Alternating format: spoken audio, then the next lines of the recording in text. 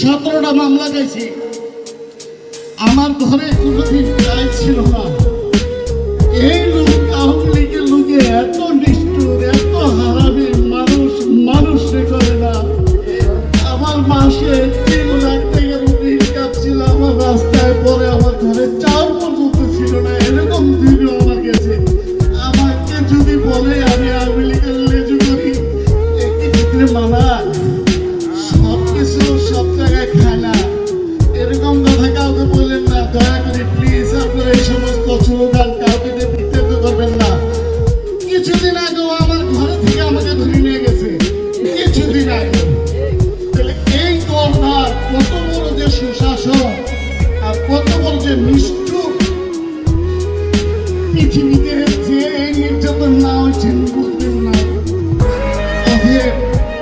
আল্লাহ দিকে চান, আল্লাহ আমাদের দিন দিছে, আমরা দিন পাইছি। ভবিষ্যতে দিন আমরা ভালো মনে আমরা দিন ব্যবহার করতে পারি। আমার কাছে এই প্রত্যাশা।